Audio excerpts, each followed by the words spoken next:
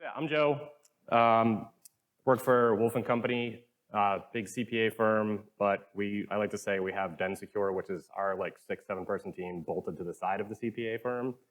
So we do pen testing of all kinds, all varieties.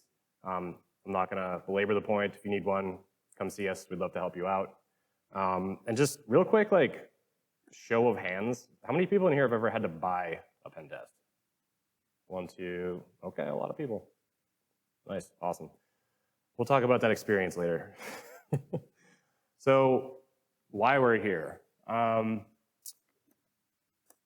This is still a very, like, in my opinion, poorly understood exercise when it comes to the clients that we have, as well as the people who are sometimes doing this. Like, I don't know if anybody else has noticed, but there's like this explosion of vendors that are like, hey, we can make money off of selling X, Y, or Z like security like product to people, and we should probably just try to do that and make as much money as we can, even though we don't necessarily know what we're doing. I've not been around in this industry as long as some of the people in this room, but from what I understand, it's been a problem since pretty much security was a term. So I don't think it doesn't seem to be getting any better, to be honest. And getting it wrong has serious consequences. I mean, if you get what you think is a pen test and it's not actually a pen test, and then you think you're good to go, and then whoever those people were didn't do a good job, and next thing you know, you get breached because they missed some glaringly obvious thing that a pen test would have found, then that's kind of an issue. And I already mentioned this, but the vendors selling these services aren't actually performing them. How many people who have bought a pen test and had a pen test ended up with a vulnerability scan and they only found out later? Nobody, all right, or one, okay. And it annoys me, that's why we're here mainly. And this tends to lead, like this problem tends to lead to a lot of, I've kind of almost like, what you're gonna see on the next slide is almost like a toll of like all these different things that I've heard in exit meetings when we're going over our pen test report with clients, especially if when they're all first-time clients. So, but we let you in, right? So like, we're doing an assumed breach pen test, we explain that to them, but then stakeholders are in the room at the end of the pen test, we're going over the meeting, maybe there's like internal audit in there, maybe there's a C-level person in there, whoever it may be, and they're like, yeah, but we let you in. It's like, yeah, but didn't anybody, you've had this done before, so apparently nobody's ever explained this process to you very well in the past. That's not a realistic scenario. We hear that a lot. It's like, well, it's an assumed breach, so a lot of that maybe it's not a realistic scenario, but it's also kind of missing the point. Our MSSP would have stopped you. This is one of my favorites. This report does not adequately reflect our environment. We've had a lot of calls in this process, and there's plenty of time for people to tell us these things, but again, if they haven't been through a good process of a pen test objective, then maybe these people have never like brought these things up to them or asked them questions before. But we're tracking that issue. There's another one. Our report was clean last year. Well, depending upon who you went with last year, it might not be surprising. So, why didn't the previous vendor find this? This is like one of the funniest questions ever because we can't answer that question, obviously. We're not the previous vendor. And we're certainly not gonna go down some rabbit hole of trying to find out the answers to that because now we're just crapping on another vendor and we'll never actually know the truth. So to kind of like paint this picture a little bit, I've got a couple scenarios here. And these are real world examples that are kind of like, obviously no names, but there's like a bunch of these that all kind of fit into these two scenarios that we've seen. So company A's regulators require an annual pen test. Is anybody in here regulated and require an annual pen test? A few people, okay. The bigwigs do not get security, so there's not a ton of budget for this. Those same people, similar problems? No, I don't know. Okay, so the company ends up looking for a cheap vendor because they don't have a lot of money, right? And there's a ton of them to choose from at the price point they want to pay. Have you ever Googled and like looked up like Googled pen testing services? And like one of the first Google ads is like $99 pen test. Like, and that's like the first full page Google results, not just the first couple ads. So they pick the one that's like close to the cheapest, right? Who wants to guess how this turns out? Pretty much. Big old dumpster fire. So the pen test finishes and the report looks like this. First option, there's no or few findings. So I'm gonna keep asking questions to this audience. How many times have you gotten a pen test report back and there's like a high for like TLS 1.0 or like SSL v3 in use? And like that's all they have in the report. Okay, you're with me, awesome. The other option, who's gotten the massive spreadsheet dump? And then the people just like walk out the door and say like, clean yourself off. Now company A has either a false sense of security, which is not good obviously, or new job openings because everybody quit after you slam the IT department with that massive spreadsheet and say fix all this stuff. We have no idea how important any of it is, but just fix it. So why did this happen? Right? So as we mentioned, there's lack of buy-in from the top, right? Which leads to a lack of budget, right, to go with a better vendor, which also leads to a crappy vendor, which leads to poor work, false positives, or even worse, false negatives, right?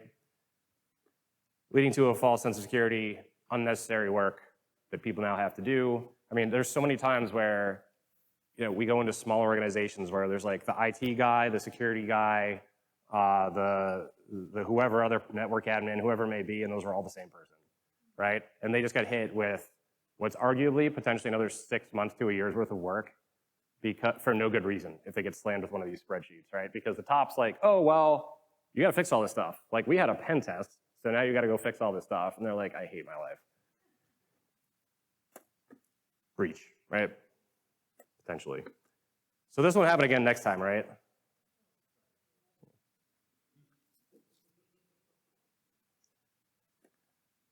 So here's the other scenario I was going to mention. So company B, regulators also require the pen test, right? Finance, maybe, I don't know if HIPAA does it, I can't remember. And the bigwigs here understand security, right? Maybe they've gone through previous vendors that helped them walk through the process, kind of handheld them through that to help them understand how it's supposed to go.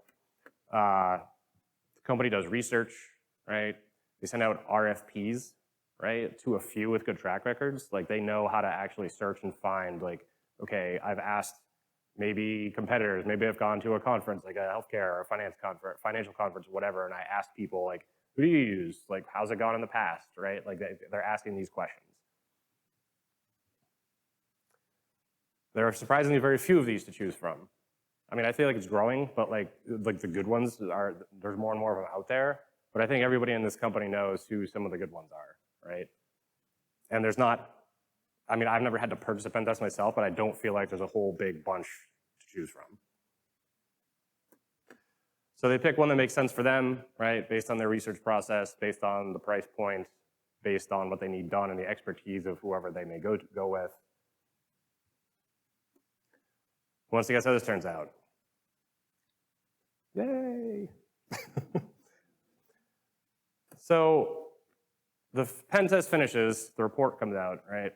And there's option A, right? Validated useful information. So maybe a Nessus scan or something like that happens in the middle of a pen test, right?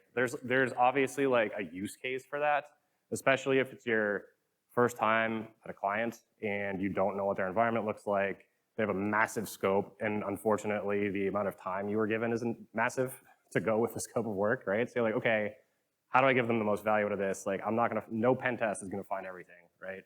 Everything's changing all the time. So maybe there's that spreadsheet, but they took that spreadsheet, they went through it, didn't make you go through it, right? As the buyer or as the client. And they went, okay, this critical that's related to some like processor like issue or something like that, like Nessus is calling this critical, but like I know it's probably not that big of a deal. However, this is calling like SMB signing an informational or like LLMNR or something like that on your network and informational. To me, that's way higher up. So we can help prioritize those things. And if it's a pen test, we're actually proving why, right? We're not just saying, theoretically, all of this is a problem. Go fix it, right? So we're proving risk. And this like helps the company make good decisions about where to spend money, right? So we have some junior staff, not necessarily on my team, will sometimes make a finding about a company not having like a NAC solution in place, right? And it's like, We also have clients that will then, it's the same client, obviously I'm not gonna name them, but every year we come back and they're like, yeah, but we have a knack. It's like every time something happens. And like, they're literally every single time, every management response is, yeah, but we have a knack, but we have a knack. And it's like, okay, right? Like, maybe that's on us because we didn't make the point of like some junior auditor at some point was like, hey, well, you don't have a knack, so I'm gonna write you up for that. And then they go out and buy one. And now they think that that's literally going to like make them breakfast, lunch, dinner, like keep out every single APT. Like, it's like, dude, I land a phishing payload on an endpoint. Your knack doesn't do anything for you. But this does theoretically help people make better decisions about buying. We're also not going to be like, hey, after this pen test, let us also tell you all of these things you should buy and go through these vendors because we like them and stuff, right? But we still have to inform that, help inform those decisions. It builds confidence in the company's people, right? So like, if you have, it's way better if you come in and you do like a legit pen test, like good work, you help them, you handhold them through it, you tell them how it's all supposed to work, and now they have the confidence to be like, okay, like this is not the massive bite and like out of my life that I thought it was gonna be anymore. Like this is manageable, like I can explain it up and down my chain of command, right? Whoever that client is that we're interfacing with, whoever our POC is. And sometimes, like I was saying, like that LLM&R versus some bug in a process in a chip or something like that, it informs those stakeholders and like day-to-day staff like how to maybe like rethink like what things they should be paying attention to. So like, I mean, when I say LLM&R, how many people know what I'm talking about? Yeah, I guess this is a scary conference. So.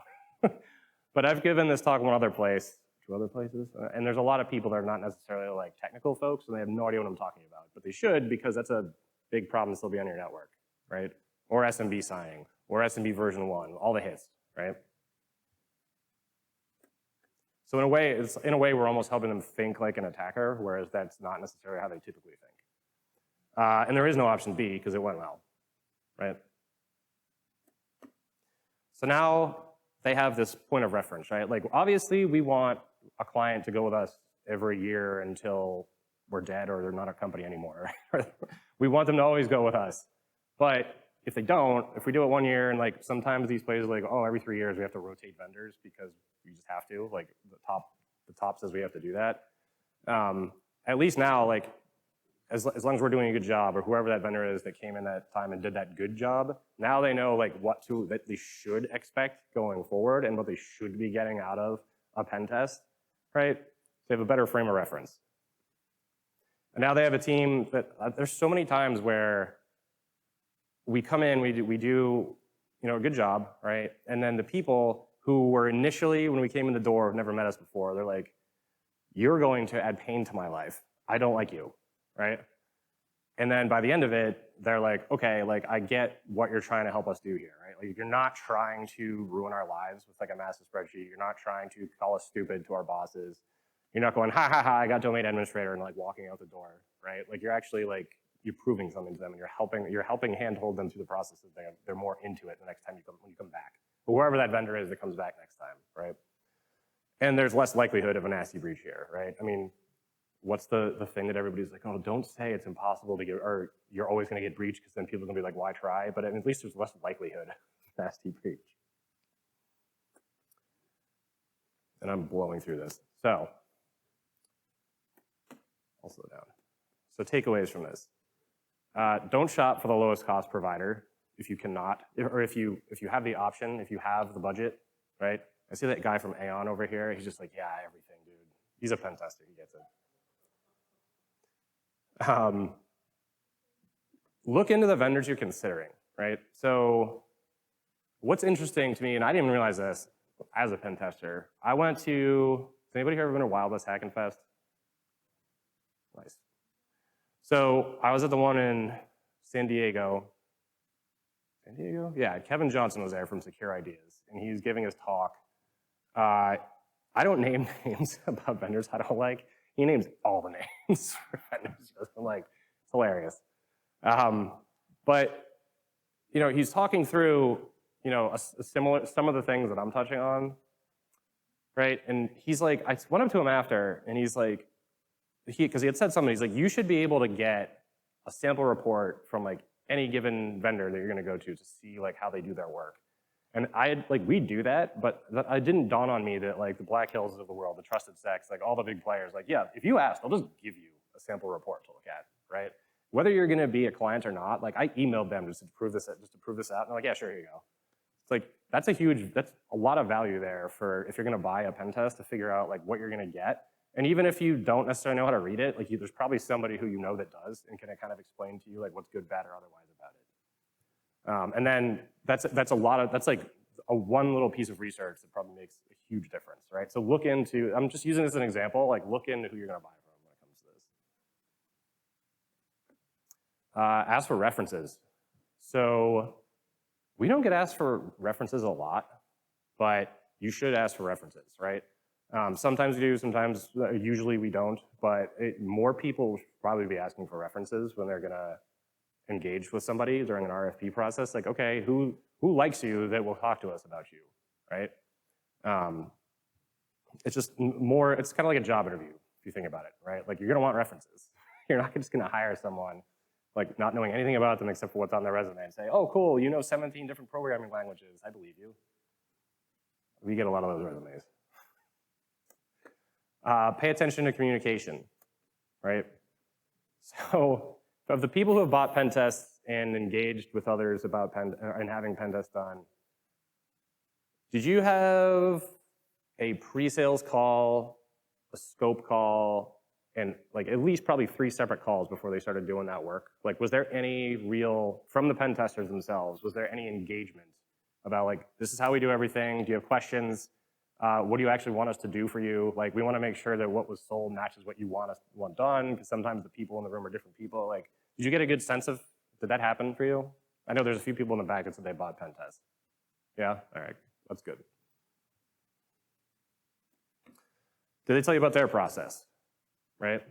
So they're probably not going to tell you that they're just going to run Nessus and call it a day, right? But at least you can start asking and be like, tell me about like what you are gonna do. Like, do you, I think that's actually one of my bullets.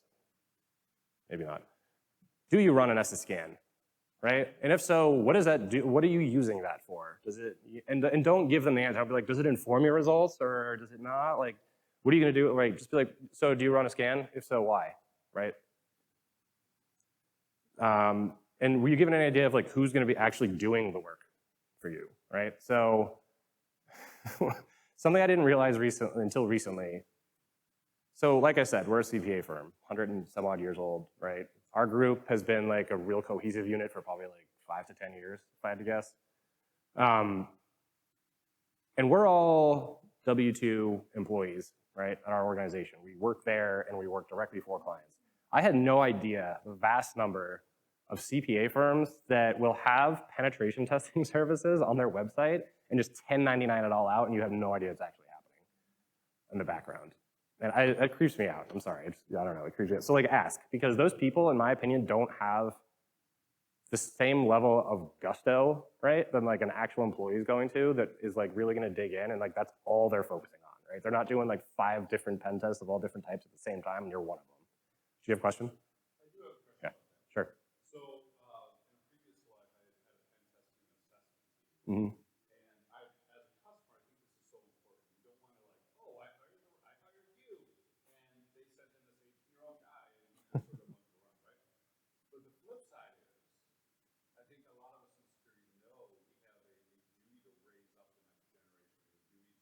Right. Mm-hmm. So how do you balance those two things when we're like, no, we are going to have some under, level 1, 2 people? Right. No, I think there should be level 1, level 2 people for sure. What I'm saying is like, those people should work for you. like they should work for us. Like we don't want to like in the shadows be like, I don't know, anybody doing 1099 work, come on over, like do this because we don't have time, right? I'm not gonna lie, like we've done that before, but we tell the client we're doing it, right? Like, look, there's this guy that we know who's good at like mobile app work, right? We didn't have that function or we didn't really have that skill set until recently. But so we had good references, we knew this guy, right? We'd had people that used to work with him before, and we would tell clients like, hey, by the way, he's the one going to do the mobile app work. And we're like, okay, fine. Like it's transparent, right? A lot of times it's not, from what I'm told. And actually, he told me that. He's like, you guys are one of the only firms I know of that actually have in-house pen testers. Like it's actually like a CPA, like public accounting type firm, and not directly a security company, right? But the level 1, level 2s, I mean, we have those, right? And they're on jobs, and sometimes they're given they're given a little bit too much responsibility on those jobs. But like myself and Alex, we're the ones who are doing the best we can to make sure that they're like not biting off too much, that they're going through the training they need to go through, that they're going through scope calls with us, right? We're not just being like, oh, you've been here for 2 weeks, you just take the scope call, you do this, you do that, right? Like they need that exposure to like learn how to not talk like a robot on a call because they're nervous or lacking confidence because they're new or something like that, right? So you got to help build that up. Does that answer the question? It does. It does. I just think, I had this conversation with CISOs, and they're like, oh, I hired this company, and they sent me on a whole bunch of people. So now I'm like, only send me your A players. Right. But that doesn't help the industry. No. And it probably means a way of Yeah. I mean, it's funny because like people have to start somewhere. You know what I mean? So it's like everybody knows Trusted Tech, Black Hills. Do you think that everybody there is like a senior penetration tester? Like, you know what I mean? It's like everybody is starting at some point, and it's up to them to make sure the team is formed correctly so that the level 1 guy doesn't, like screw something up and there's no accountability, right? But everybody has to start somewhere. So, by the way, if there's questions, oh, good. I was just going to say, if there's questions, feel free to interrupt me.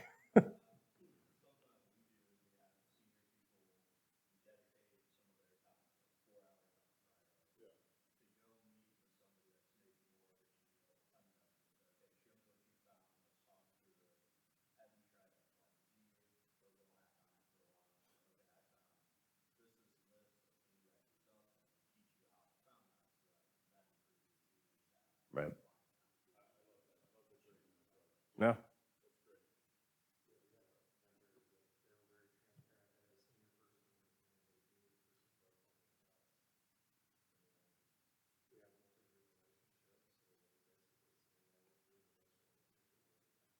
Right.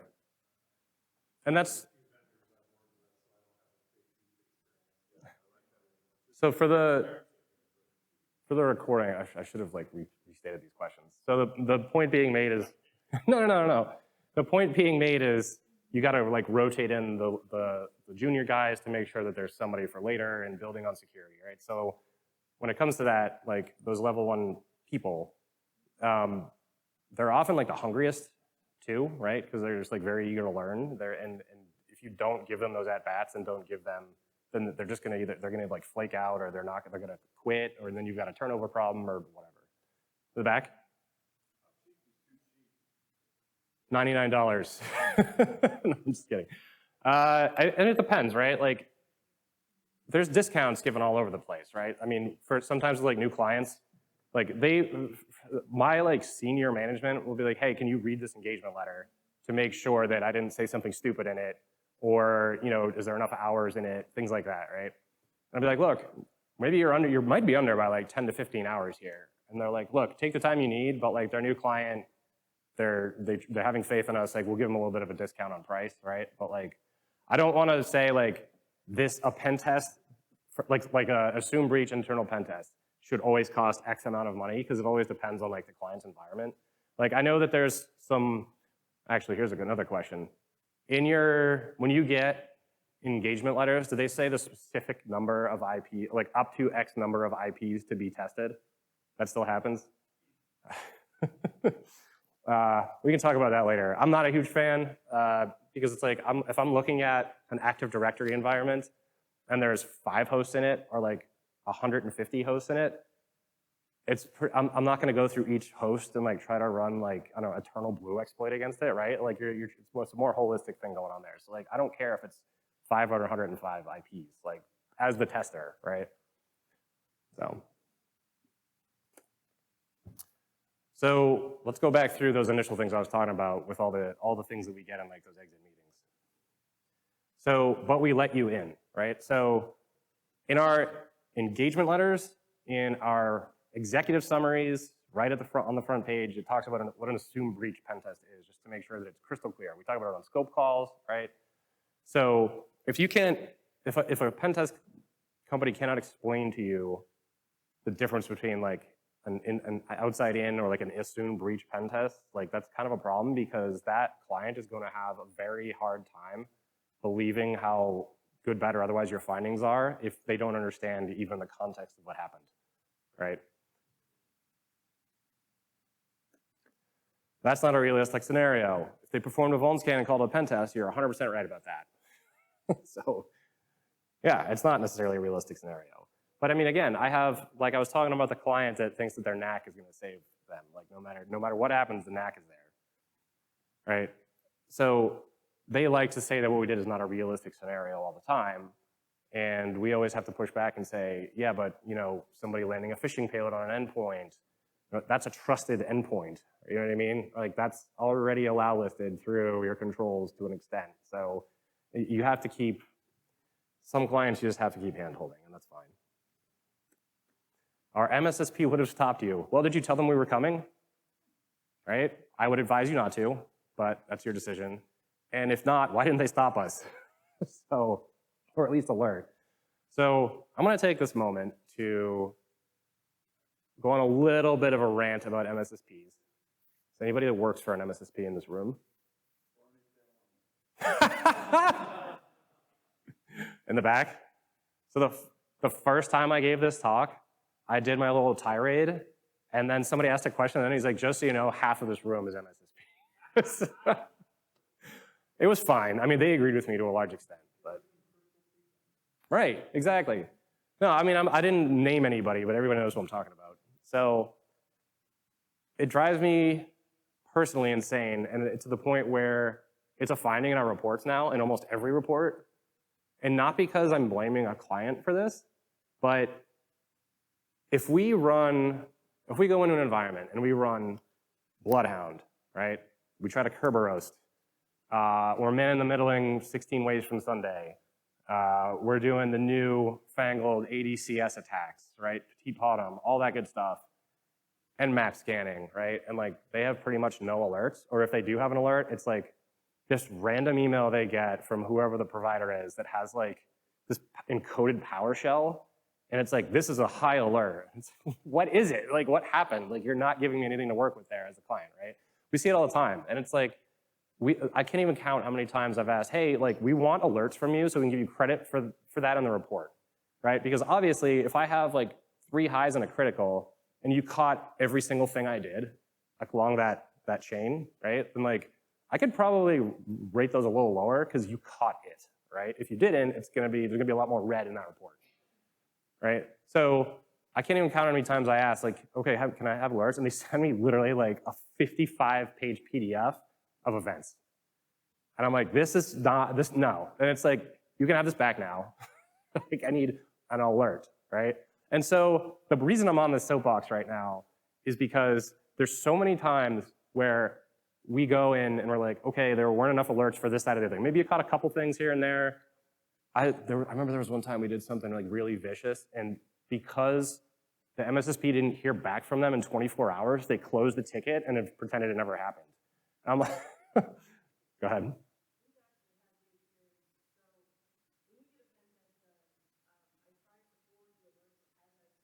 Yeah. Right. Right. What? Wow. Wow. Okay. That's aggressive. Wow. That's a new one. I've heard that before.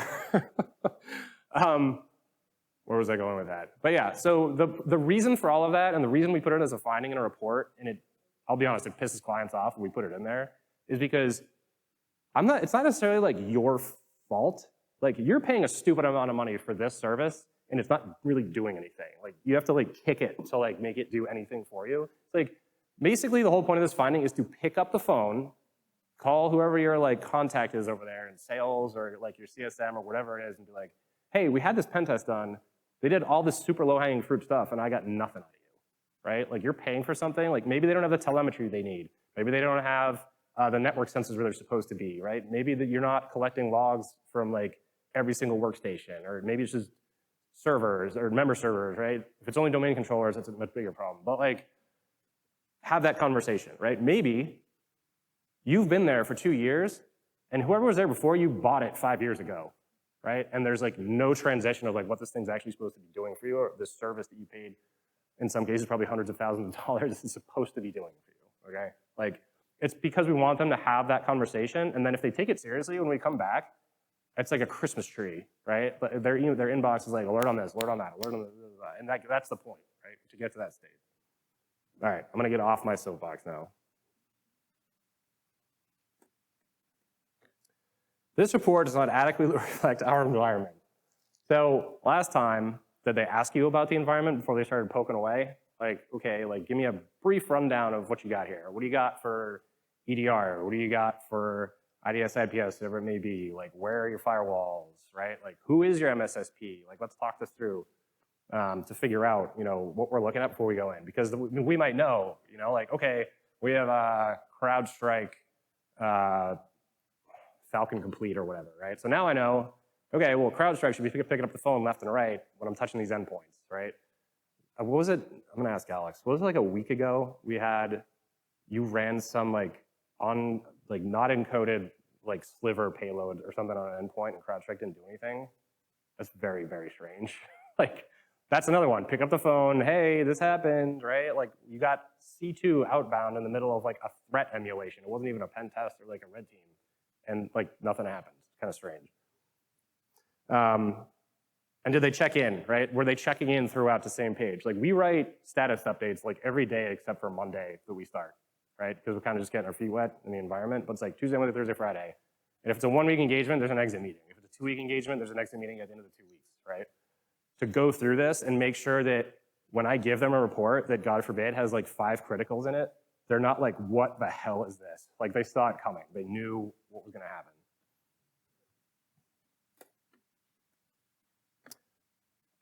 But we're tracking that issue. Okay, well, if you're tracking that issue, we need to know about that. Somebody should have asked, like, hey, do you have like a risk tracking matrix and things you've signed off on and accepted, or that you're working on, will be done in fiscal year, whatever, quarter 2, right? Our report was clean last year, probably because you're company A, right? Had the vuln scan and called it a pen test. Those are hard conversations to have, right? Like, when you come in and you do what I would like to think is a good job with us, and they gave you the last year report, and like I said, there's that like SSL v3 TLS version 1, like high critical whatever finding it in. That's all they found. Did they tell you about the process? Right? I already talked about the process. It's an impossible question to answer. Like, I don't know, like, why did the previous vendor not find this? That's an impossible question to answer, but we get asked that question, right? And it's like, I don't know. All I know is that we did. And that's a good thing, because now you can fix it before somebody else finds it. So here, in my opinion, are like the small group of things that you should be asking these vendors if you're gonna buy a pen test, right? Like, oh, this is where I put the bullet. Do you perform a vulnerability scan as part of a pen test, right? And what's it used for? Do you attempt exploitation of vulnerabilities found?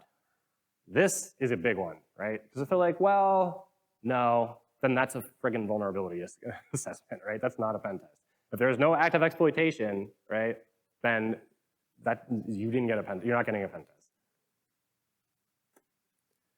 How much of your testing focuses on AD and identity platforms, right? So we have a big client, California. We came in for our first year last year. Their previous year's vendor, this place is a $15 billion bank. Anybody want to guess how many internal hosts were in scope for this assumed breach pen test? Close. 20. None of them were domain joined. We saw the scope. It wasn't supposed to be like, this is a specific application that only rests on these servers. Like, there was no documentation or statement of that anywhere in this report. It was just like, did an internal pen test across 20 hosts. We come in and like, what's in scope? And they're like, well, here's last year's scope. And I literally said to them, like, that's not the scope. Like, I want your Active Directory hosts, right? Like, I want IoT, like everything that's not going to like burn the building down if we poke at it. You know, like any legacy stuff, like Ideally, everything should be in scope, right? But like, I'm not asking you to give me literally like everything, but like a representative sample of what your environment is, and if something bad happened to it, so that I can prove risk to you, right? And big surprise, there were like no findings of the prior report, and the report we gave them was like this thick, and they weren't happy about it. But they're back, which is good, right? We're building that relationship. Also, so I'm gonna ask another question. When you've had a pen test done, let's say it's an external pen test, right? So they're trying to like knock through the perimeter in one way or another. If you ever had a pen test that came back and like, we ran Tenable and we had all informationals in the Tenable scan because the firewall seems to be doing what it's supposed to. And we found some DNS subdomains. We didn't find anything on them, you're clean. Has that ever happened? Yes? All right. They should be like, in my mind nowadays, like an external pen test, the first thing I think about is like, do you have Microsoft 365? Do you have Azure? Do you have AWS?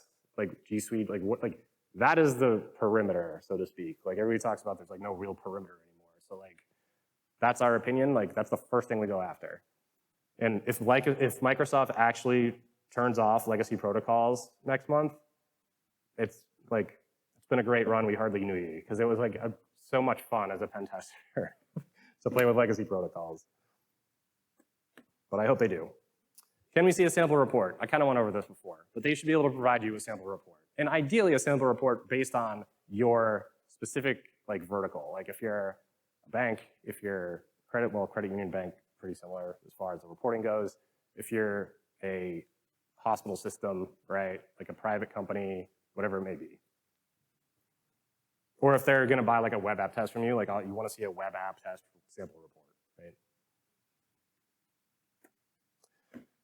I went over this. Are your testers employees or are they 1099ers, right? Again, there's apparently a lot more of this going on than I thought there was. So in my opinion, and it's not just because I'm an employee, I just feel like when you work with people on a regular schedule every day, you're part of a team, you're collaborating, like you might not be on the same job together, but you're helping each other with all of those jobs that each people are doing, right? Like you have one cohesive unit that is actually cares to put everything they have into this set of work for like the month or the week or whatever, right? What kinds of ongoing training do your testers do, right? I mean, you don't have to tell them your training budget, but it's like, do they have like X amount of CPs they have to get? Is that hands-on training, right? Like, I'll be honest, like there's the whole OSCP thing where it's like, we started to get RFPs that are like, your testers have to have their OSCP or we're not gonna work with you. So we were held at gunpoint to go get our OSCPs.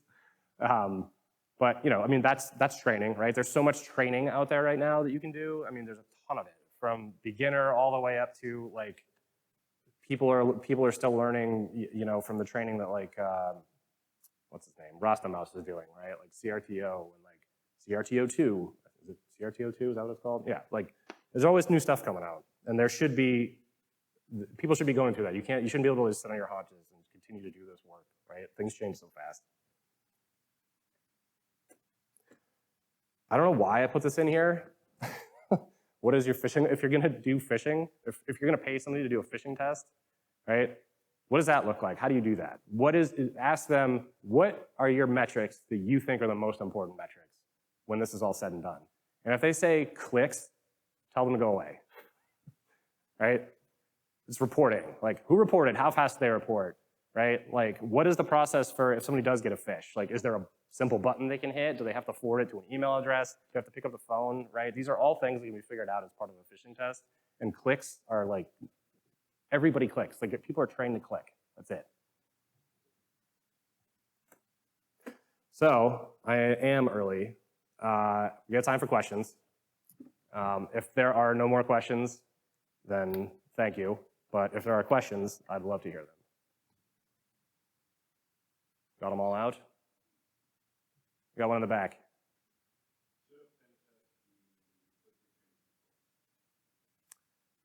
Can you say more about that? Can you say more about that? Yeah.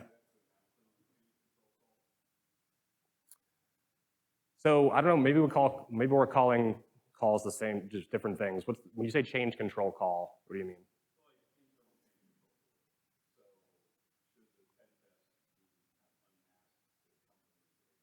Oh, I see what you're saying. Okay, yeah. So we typically say, I mean, that's more of like, if we're not going to tell them, that's more of like a red team type thing. And like, we don't do the traditional red team because we don't really feel as though we have a lot of clients that are ready for that and we're not going to try to sell them something, right? So it's like, we'll call it an advanced security assessment where it's like, it's goal-based, but and we're not going to tell very many people. But you know, it's not going to be like we're going to come in through the ceiling like Tom Cruise in Mission Impossible. Like it's not going to be that type of thing. So what we like to tell them is they often ask like, should we tell our MSSP or whatever that you're going to be banging away? And it's like we typically say no because you kind of want to see what you're paying for, right? But if they want to tell everybody, whatever. I mean, it's not. I think they ideally they listen to me because they're paying for our services and trust us. But you never know. Does that answer the question? Sorry, I had never heard that terminology for that type of a meeting. Sure.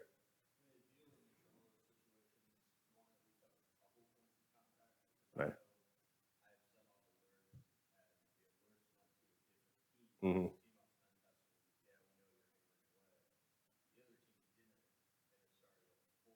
Yeah. Yeah. Yeah, the bigger ones, that definitely happens. We had one, I was doing a physical test in New York a few weeks ago, and we had the scope call, like there's all these stakeholders on it, right?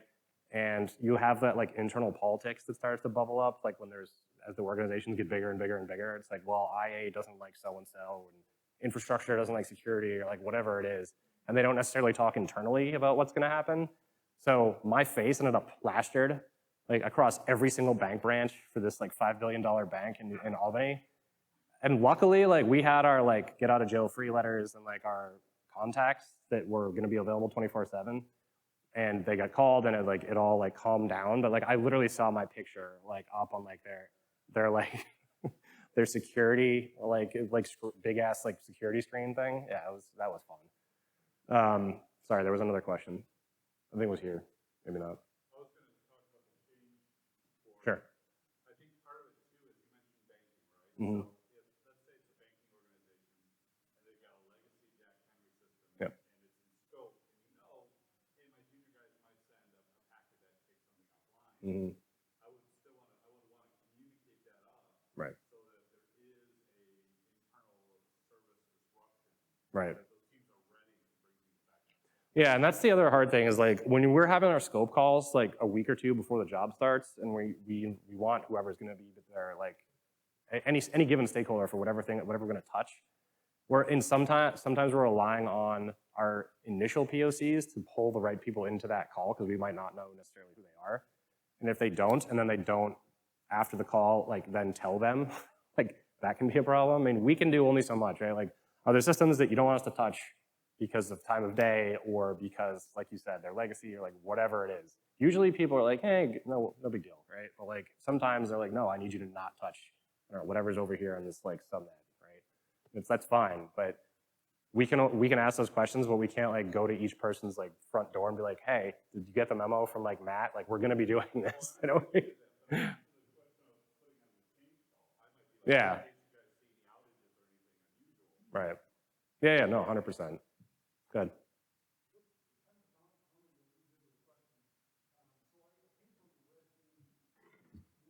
Mm-hmm.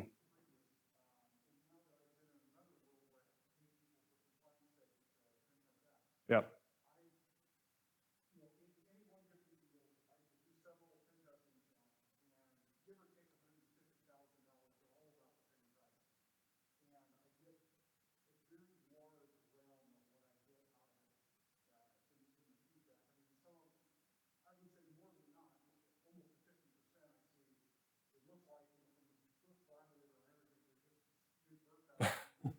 Right. Yeah.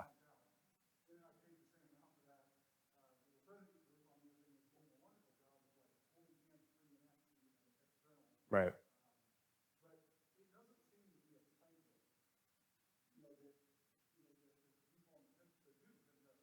Mm-hmm.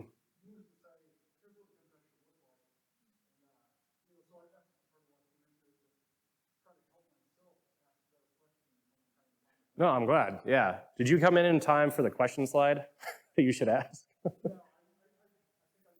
This will be available, I think, anyway. So you can.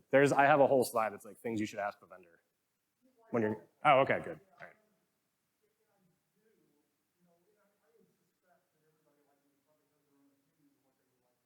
Sure.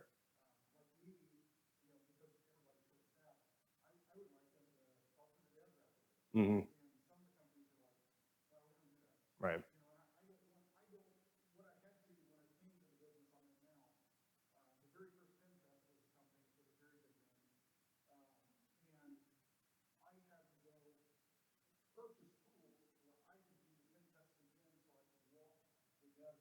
Wow.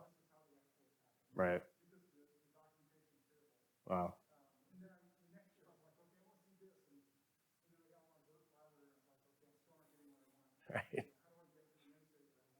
Right. Right. The burp collateral, the burp file is like it's like the web app equivalent of getting slammed with a spreadsheet from Nessus.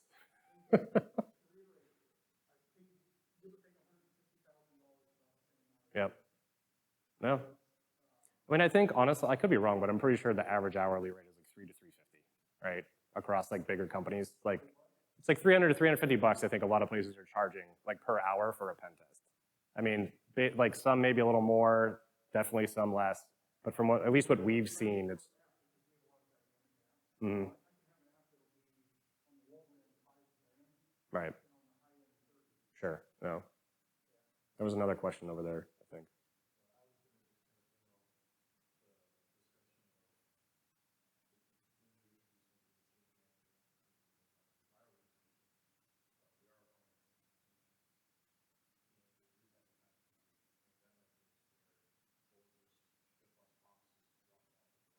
Yep.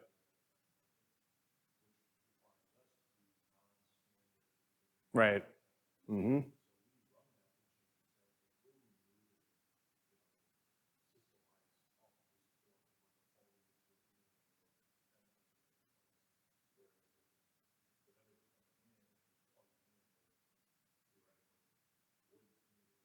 Right.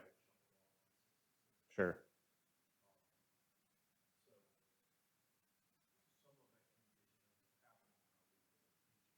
Mm-hmm.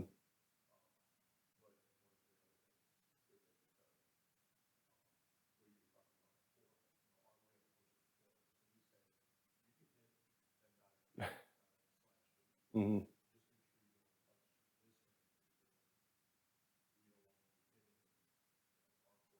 Mm-hmm. Right. Sure. Okay.